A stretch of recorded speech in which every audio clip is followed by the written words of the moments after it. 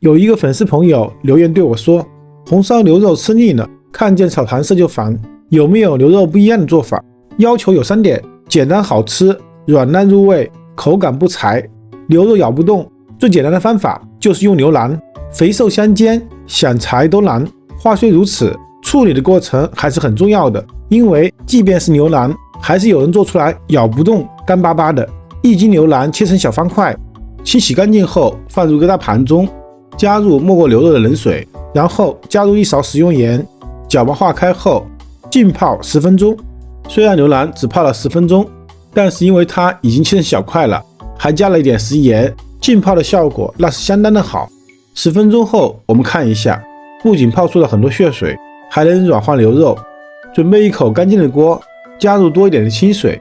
接下来我们把牛肉冷水下锅，加入一个葱段，加入几片生姜，加入1勺料酒，开中火，慢慢的把水煮沸。这里请您注意，一定要是冷水下锅，而不能是热水。如果是热水的话，牛肉下锅后表面就会凝固，血沫就出不来。在这个升温的过程中，就会慢慢的逼出牛肉内部的血水和杂质，从而形成浮沫。水开后，我们用勺子撇去浮沫。有人就要问了，反正焯水后牛肉还要清洗，为什么要现在撇去浮沫呢？这有2个原因。第一，我们要保留牛肉的原汤，撇去浮沫后汤不腥。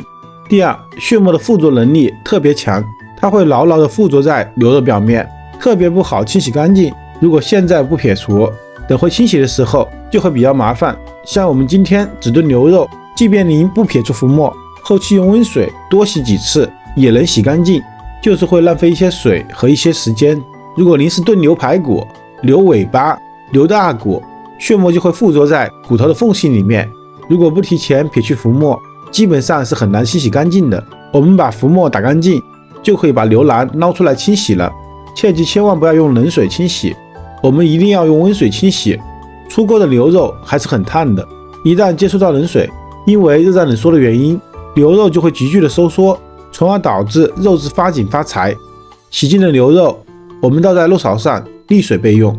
这个牛肉的原汤我们有2种处理方法。第一，可以不用管它，静置一会儿，随着汤的冷却，血沫就会自然的沉淀，会与清汤分层，我们只取上面的一层清汤就可以了。第二，我们可以用漏勺过滤一下，也能得到干净的原汤。等待的时间，准备一些配料和香料。我们准备2个大葱段、几片生姜片和几个干辣椒。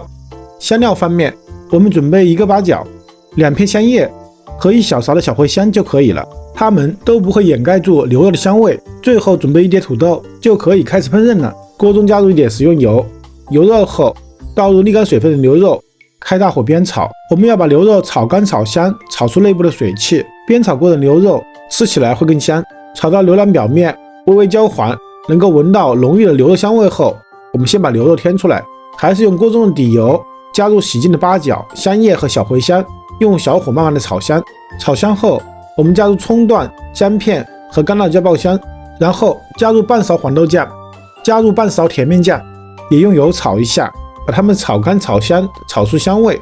如果配不齐，你也可以只用甜面酱或者只用黄豆酱。趁热沿着锅边加入1勺料酒，加入1勺生抽，激发出它们的香味。然后我们就可以倒入全部的牛肉原汤了。开大火先把汤煮沸，因为黄豆酱、甜面酱、生抽都含盐，目前暂时不加盐。等汤煮沸后，我们倒入全部煸炒过的牛腩。您可以选择性加入1勺白醋，或者2片山楂，或者少许的茶叶。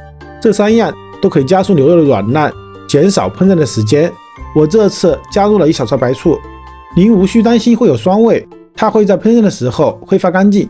等汤汁再次煮沸后，我们盖上盖子，转成最小火，继续焖煮1个小时到1个半小时的时间。具体的时间主要看牛肉的品质，小牛肉1个小时就炖烂了，老牛肉有可能要2个小时。牛腩如果咬不动，主要是烹饪时间不够，你也可以使用高压锅减少烹饪的时间，一般压20分钟到30分钟就可以了。好了，时间到，我们打开盖子。哇，真的是好香，牛肉味十足。我们先把八角、香叶、葱姜等配料捞出来，然后倒入全部的土豆，再根据您个人口味加入适量的盐。这时您可以尝一下，看咸淡是否合适。然后盖上盖子，焖煮15分钟的时间，把土豆焖熟。时间到，我们就可以开大火收汁了。一边收汁一边搅拌，收到汤汁变得浓稠，我们加入1小勺蜂蜜，蜂蜜会让整个菜的颜色和味道更上一个台阶。翻炒均匀后，即可起锅装盘。